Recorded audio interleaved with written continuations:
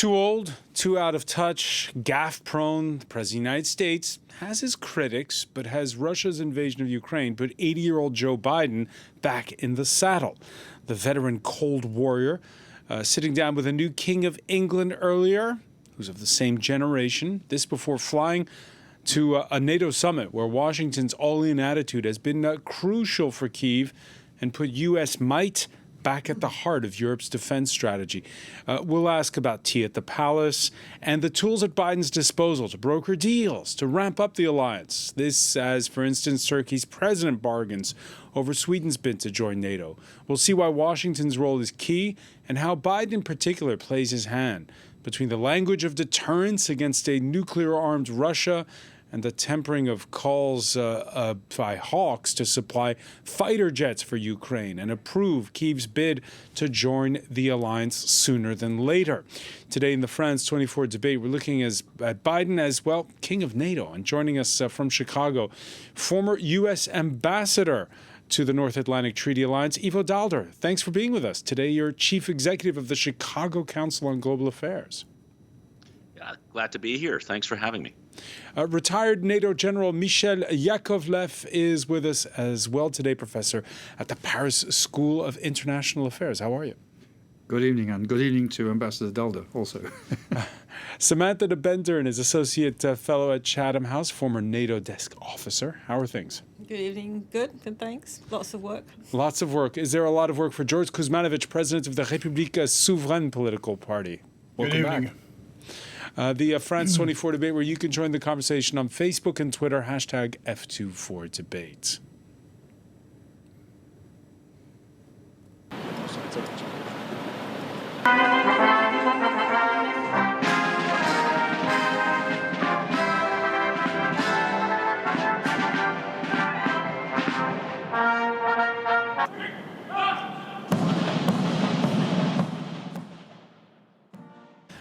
To see the king this time before going off to that summit, and Samantha de Bender, the optics of those two men.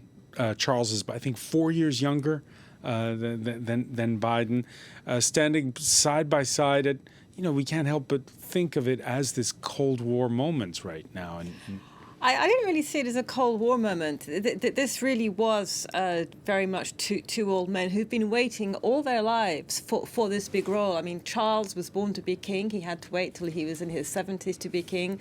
Biden has been harboring presidential ambitions for a long time, and he waited again till very late in life to get to this big moment. So I think this was more a very valedictory moment for both men to be meeting each other.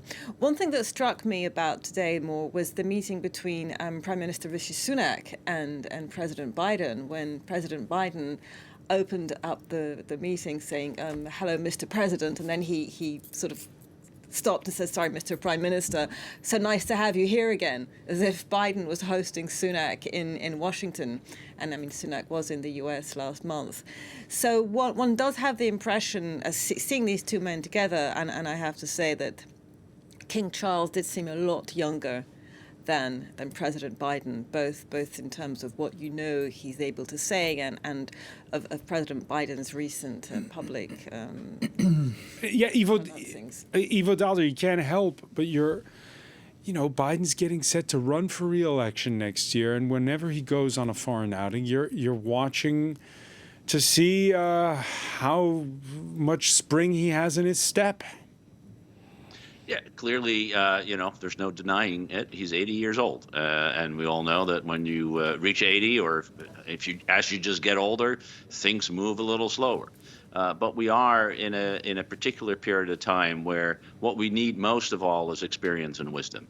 And one thing that comes with age is experience and wisdom. And Joe Biden has been in the Downing Street so many times that he now claims it perhaps as his own place.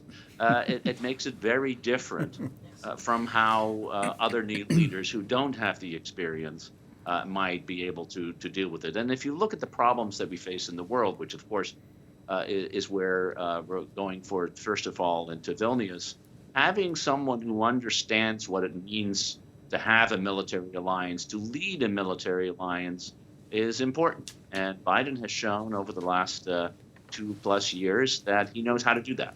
And we have a more united alliance than really in a long, long time. And I think Joe Biden is one of the reasons we do. All right, so a need for experience. Now, earlier at Downing Street, there were the usual niceties between the Prime Minister of Britain and the President of the United States.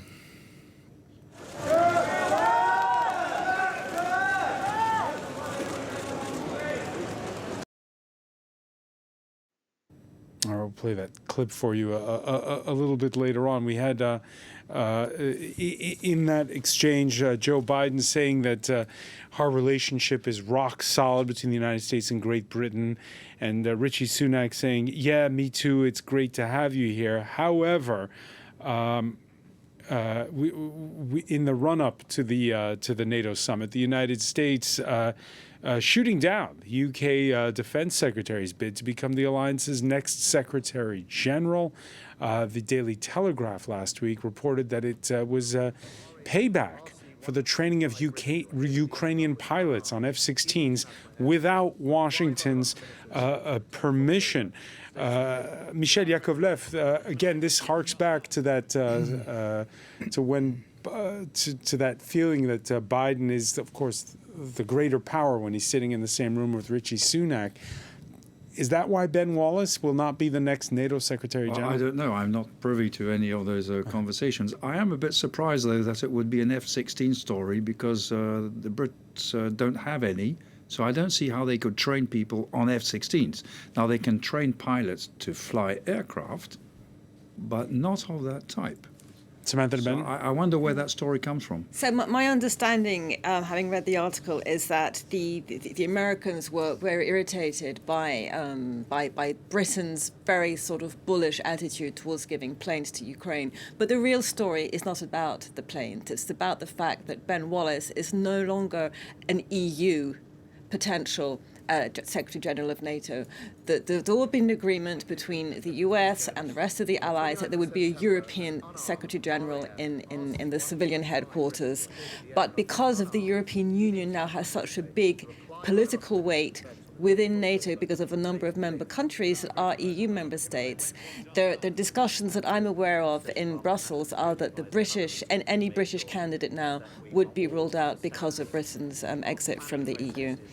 George Kuzmanovic, the relationship there between the UK and the US, and your thoughts on Joe Biden stopping off in London before he heads to Vilnius? Well, as a French, what we say in France is that England is the biggest and the largest aircraft carrier of the United States. So, of course, they have a strong... But it's also France's closest defense partner, so it works both ways. Sure, that was a joke. So yeah, it's normal for President Biden to go to London and to for his European tour. It's perfectly normal. All right, the UK not afraid, by the way, to voice its difference when it comes to issues like Washington's decision to ship cluster munitions to Ukraine. That's irked quite a few NATO allies in the build-up to this summit. Charlie James has more.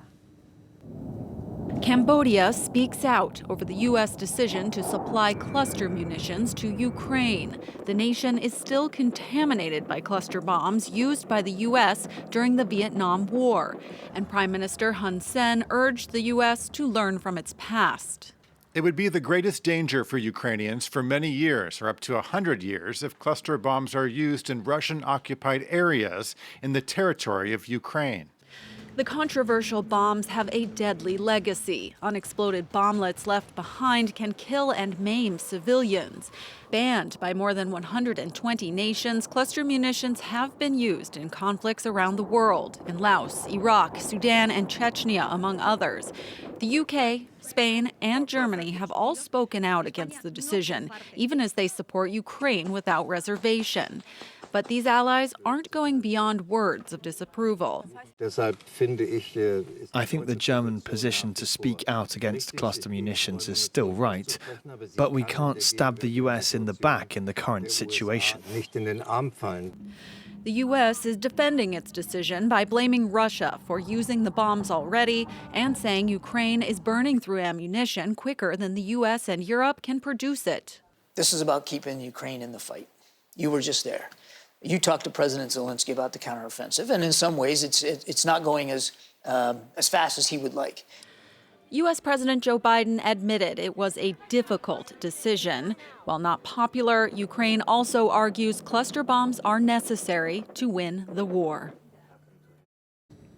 Is it justified, Ivo Daalder, sending cluster munitions to Ukraine?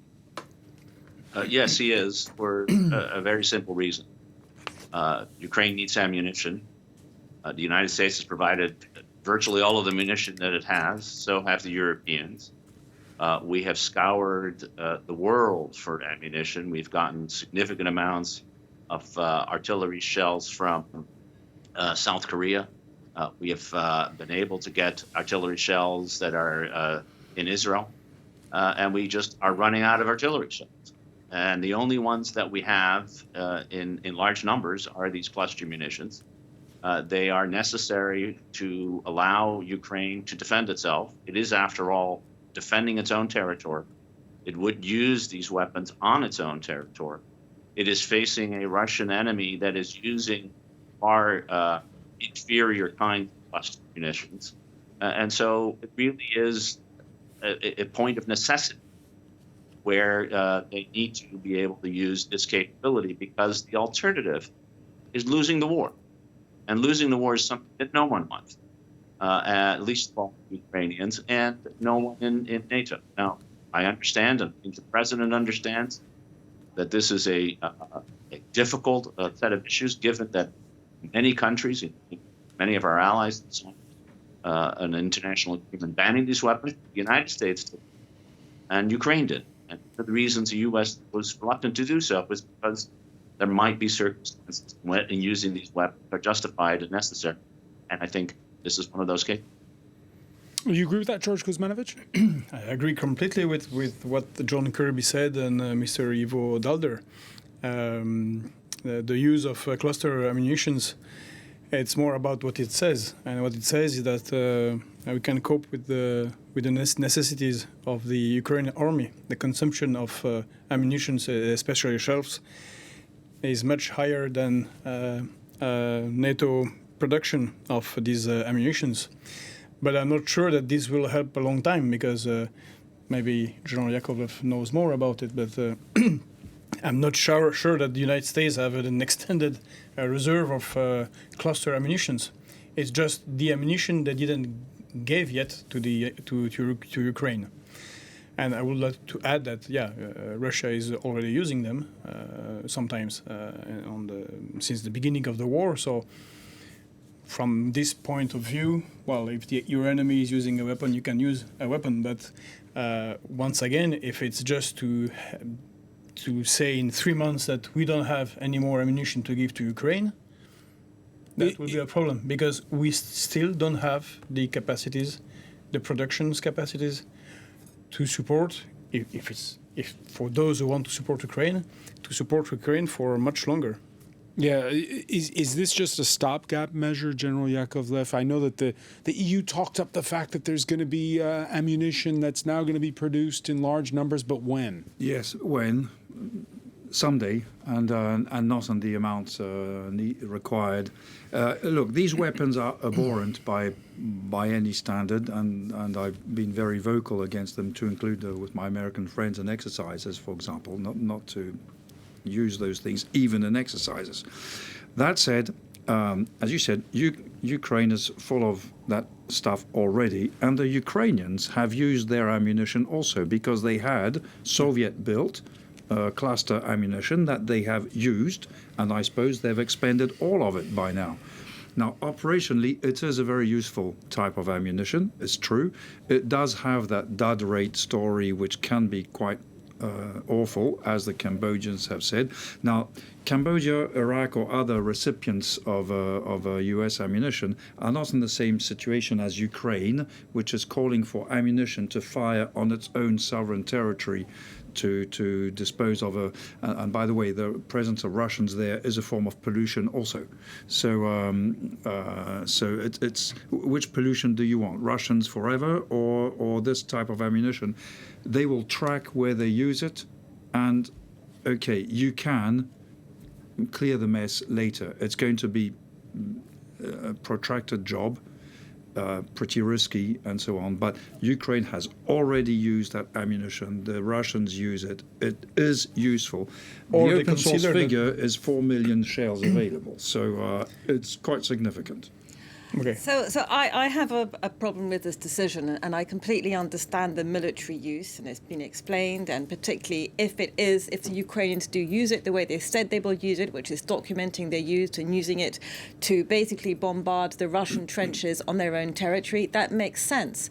But what I feel this illustrates is the short-sightedness that the West and the United States have had towards Ukraine in this war. If the planes and long-range missiles had been delivered now or even earlier, the Russians would not have had the time to entrench themselves the way they did, and therefore Ukraine would now be obliged to ask for poison, because these weapons are poison, to get rid of another poison on their territory.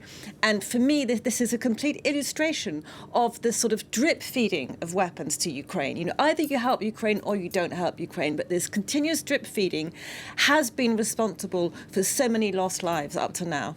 Ivo Dalder, so why has the U.S. not green-lighted the use of fighter planes to try to have some kind of air supremacy in Ukraine at this point?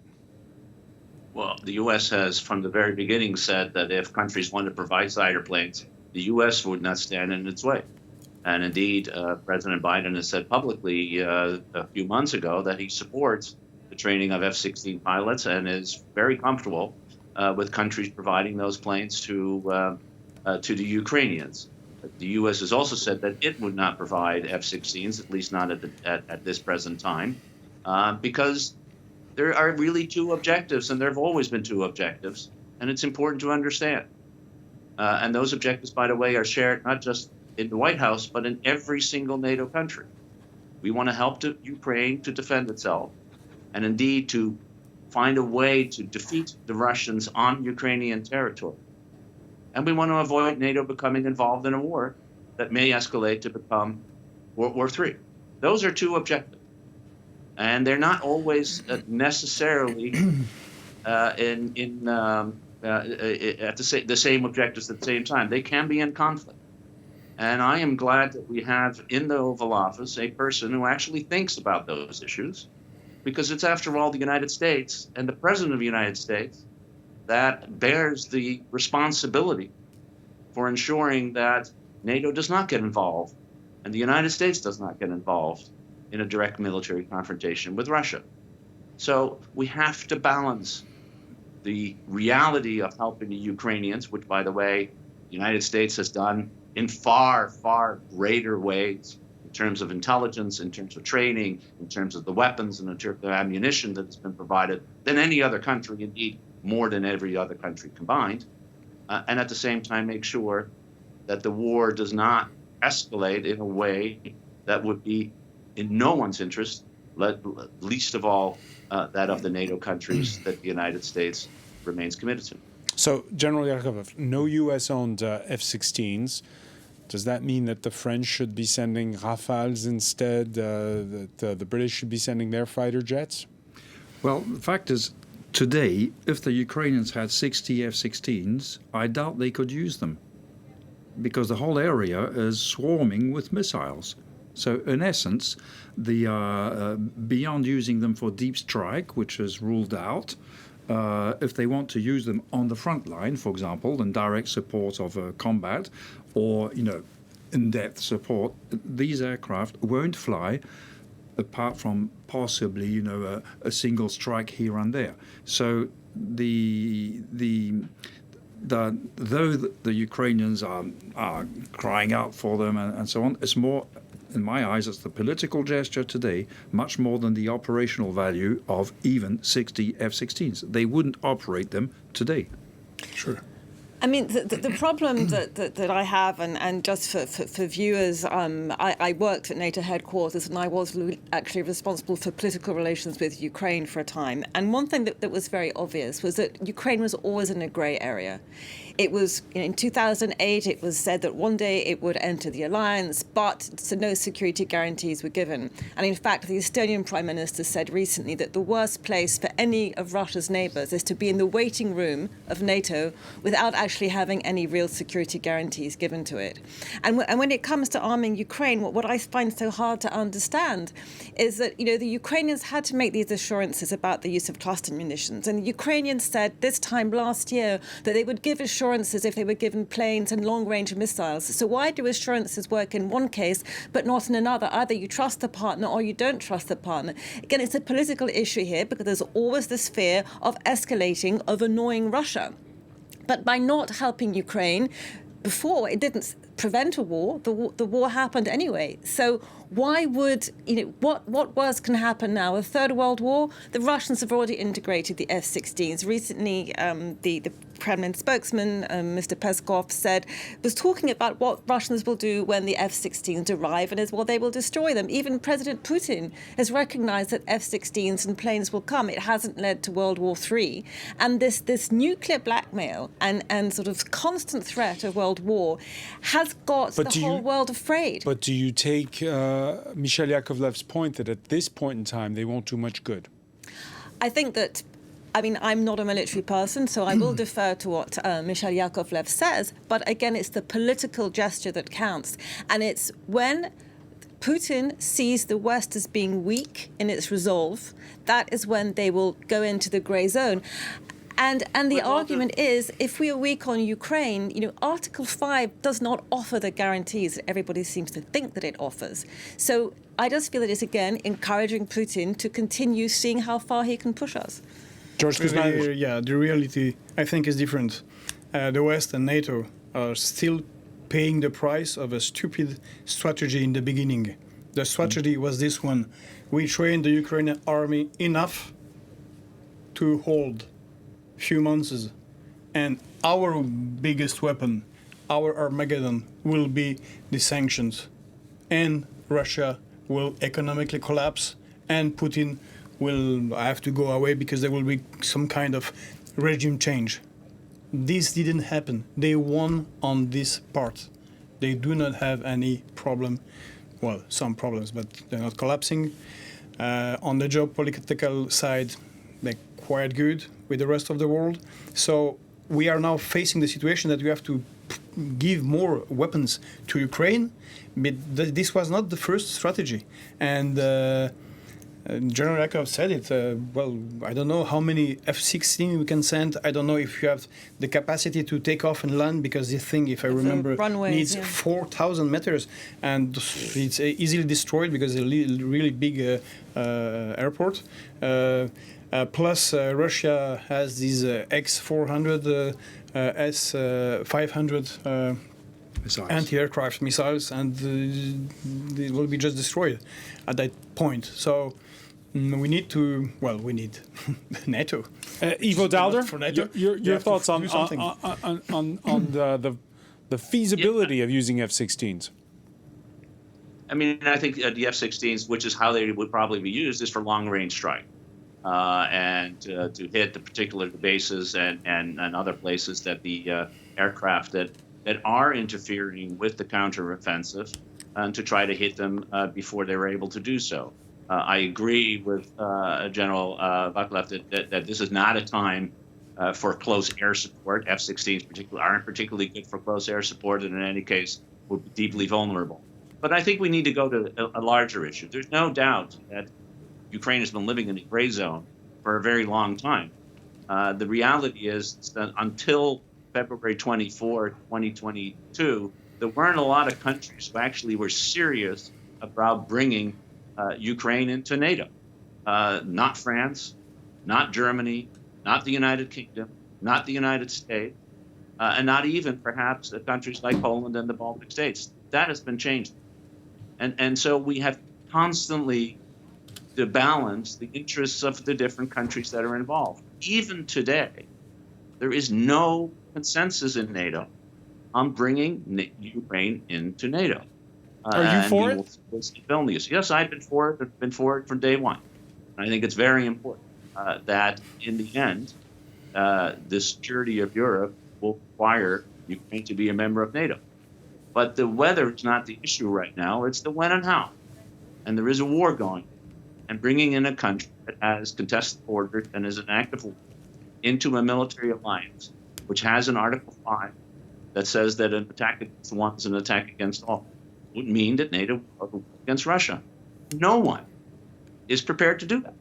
Not the Estonian Prime Minister, not the Lithuanian Prime Minister, not the British Prime Minister, the French President, or the President of the United States. So we have to be realistic about what's possible, how things really work in an alliance, and rather than grandstanding about if we just only provide weapons, the Ukrainians are going to win this war. Hey, that alliance... They've done extraordinary already. Whether they can continue to make advances is to be seen, and we all hope it will. But this is not an easy task, and it's not a question of providing a few F-16s or even a bunch of ATAC. It's more than that.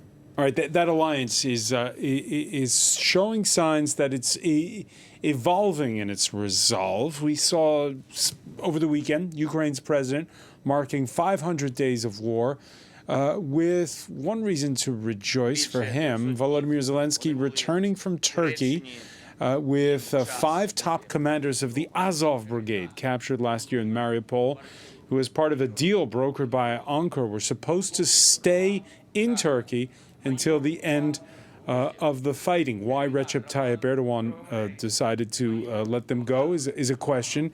And then ahead of his meeting with Sweden's prime minister, Erdogan hinting that perhaps some compromise is possible, but throwing up a new condition to drop his objections to Stockholm's bid to join NATO. 50 yılı aşkın zamandır Turkey has been waiting at the door of the European Union for over 50 years now, and almost all of the NATO member countries are now members of the European Union. I am making this call from here to these countries that have kept Turkey waiting at the gates of the European Union for more than 50 years. I will also make this call in Vilnius. Come and open the way for Turkey's membership in the European Union.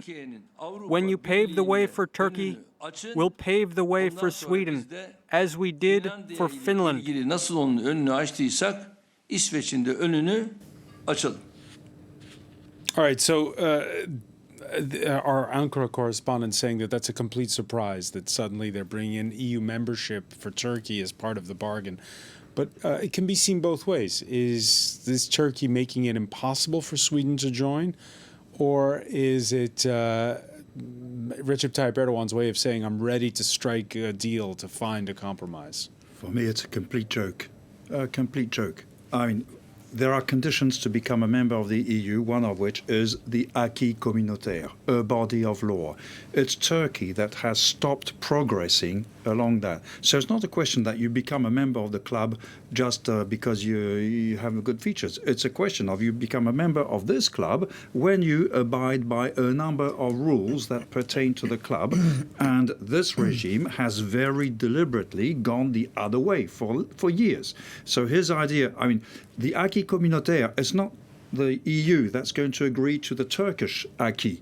It's Turkey that must agree to the EU acquis communautaire to include rule of law, separation of right, but he's dropping this bomb on the eve of a NATO summit. Yeah, which means that it's a joke. It's a complete joke. Now, in any case, he's not going to agree to Sweden coming in for internal political reasons, such as a Dumkov who lights the Koran by the Turkish embassy. That kind of provocation, an absolute provocation, is well, to a certain degree, legitimately perceived as such by the Turks, by Erdogan, as a direct challenge. He can't, vis-à-vis his own internal opinion, he can't just say, okay, forget it, and let's have Sweden. So he's thrown that thing up, but it shows that he misunderstands fundamentally what the EU is. End of story, basically. All right. Well, in any case, he does seem to show signs that he's willing to negotiate. First of all, he sat down with the Swedish Prime Minister earlier. And there seem to be signs from, and we bring it back to the U.S. president, from Joe Biden, that Turkey's long-running request for Washington to unblock orders of fighter jets. Ankara wants F-35s or upgraded F-16s. In an interview with CNN over the weekend, Joe Biden linking the two, saying Turkey's looking for modernization of its F-16 aircraft, so are the Greeks. And I'm trying to do, quite frankly, is, quote, put together a little bit of a consortium here where we're strengthening NATO in terms of military capacity of both Greece as well as Turkey and allow Sweden to come in. It's in play. It's not done. So there is a sense that at the end of the day, Samantha de Benter, this will all be a bit of bargaining to sell some F-16s to Turkey? Well, that's how the Americans are interpreting it. I think there's a lot of bargaining and negotiating going on behind the scenes because Erdogan is a very, very experienced statesman. He knows perfectly well that linking reopening talks on EU membership and anything to do with NATO is a complete absurdity from a diplomatic point of view because these are completely different institutions and the fact that one country is a member of another makes no difference whatsoever. So there's a game that's being played here, and I think it's also very much towards domestic audiences that maybe he is getting ready to say yes to Sweden. And what he's asking for is not EU membership. He's asking for discussions to be reopened.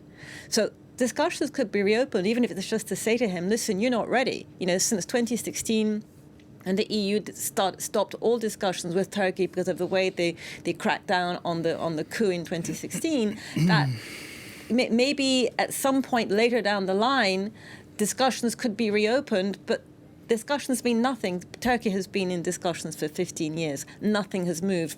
He can have another 15 years of discussions. And I think it's, again, probably a signal to his internal audience and also to show he has some muscle, that he's not just going to be walked all over. He did make concessions to Ukraine. He has let the 5 Azov commanders free. There's also some deals going on with Russia right now. Why did he leave those Azov? He seems to be moving more towards Ukraine. There's going to be a new Turkish drone construction facility starting in Ukraine. So there's probably some business deal going on behind here. There are rumors that he's had a very unpleasant discussion with Putin recently. So this may be his way of saying to Putin, I also can call the shots. That there's a lot of backhanded diplomacy going on here that I'm not privy to. But it's definitely more than just what meets the eye. And this is a strong man asserting himself as a big geopolitical heavyweight. Ivo Daalder? So I think there is an effort, as there always is when you get to a summit, to try to get Sweden into NATO. You recall that in the Madrid summit a year ago, it was also a sit-down in the end between President Biden and President Erdogan, as well as a meeting between the Turks, the Finns, the Swedes, and Secretary General Jens Stoltenberg that got the ball moving. The deal that I think President Biden was hinting at is something that is being worked on. The Greeks would like to have additional F-35s. The U.S. will not provide F-35s to Turkey as long as it has Russian air defense capabilities in its arsenal. The U.S. Congress is very concerned that Turkey would use its F-16s in its conflict with Greece and will place severe limits on what those weapons could be used for. But it looks like there is at least an opening to the possibility of Turkey saying yes to Sweden in NATO, the United States providing F-16s and F-35s to Turkey and Greece, and that we move on to where we need to move on, which is Sweden and NATO is one way in which you strengthen the alliance and demonstrate the absolute foolishness to Mr. Putin that invading a neighboring country somehow enhances its own security. George Kuzmanovic, on this show, you have in the past pointed out how this war has exposed how underfunded our national militaries are within this alliance. And that's really also the crucial question, beyond just Ukraine, is what NATO allies look like in 5-10 years' time down the line. When you see this bargaining going on over the sale of fighter planes, your thoughts? Well, Turkey is bargaining all the time. They were allied with Daesh and didn't support them after that. They were against Putin, then with Putin.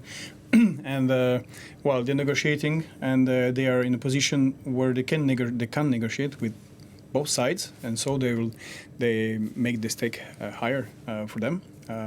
I don't know what's behind the deal. Maybe there is some business deal with Ukraine. Who knows? We'll know. Historians will tell. But I disagree with you. EU and NATO are not exactly two different organizations. I remind you that this is what the General de Gaulle wanted with the Traité de l'Élysée. And the defense of EU is linked completely with NATO. And if I remember well, most of the last country who entered EU entered first NATO. So it's kind of linked somehow. The other thing is that I have to remind here that the entrance of Ukraine in NATO is one of the main, if not the most, reason for war on the Russian side. They don't want Ukraine in NATO. And if it's still our goal, well, Russia will do everything they can to take everything they can on the east of the Dnieper, which means cutting Ukraine in half, not to have the border too close to Moscow, and plus taking the good lands and all the industrial area, and of course the coast. If the objective is Ukraine in NATO, it's a no-ending war for years. And right now, Russia has the means and the capacity to continue a long war. Obviously, their defense, the defense strategy they have chosen, give them is showing that they want to continue this war for a long time. So, are we prepared for that? And I do not see the point on how this could be interesting whatsoever for Europe. Time is on Moscow's side. You agree with that? I don't agree. The fact that we're having this discussion about whether or not Ukraine will be offered an invitation to join NATO or not in Vilnius is a proof that Ukraine was not about to join NATO last year. And Vladimir Putin knew that very well. Vladimir Putin understands how NATO works. He knew that while there were territorial disputes, and there have been territorial disputes since 1991, when the Russian Black Sea Fleet was in Crimea, that was already an impediment to Ukraine joining NATO under its present configuration. The idea of Ukraine joining NATO was a lie. It was an excuse that Putin used, and we have the proof that it was complete nonsense, because even when Ukraine is at war, no one can agree on Ukraine joining NATO. So why would it make any difference? The thing is that Putin knew it was not happening, and he's now made it sure it's even not going to happen even more. Michel Yakovlev? Yeah, I fully agree with that. I mean, in 2010, Ukraine dropped its candidacy both to the EU and to NATO. They dropped their application. They said maybe later, not now. And they were attacked in 2014, precisely to make them unpalatable to NATO. More fundamentally, we're going to a NATO summit. And I'm flabbergasted at the short-sightedness of NATO. So NATO is probably not brain dead, but it's completely myopic. I mean, we are going towards 20 years of chaos in Europe. The job for NATO is to manage 20 years of chaos. Russia, post-Putin, and the rest, to include in passing Ukraine. Post-Putin one day, and maybe sooner than expected. But in any case, I mean, Russia is slamming itself into the wall right now. So NATO's job is for the next 20 years to sort out chaos in Europe. And what is it doing? Discussing F-16s or F-35s or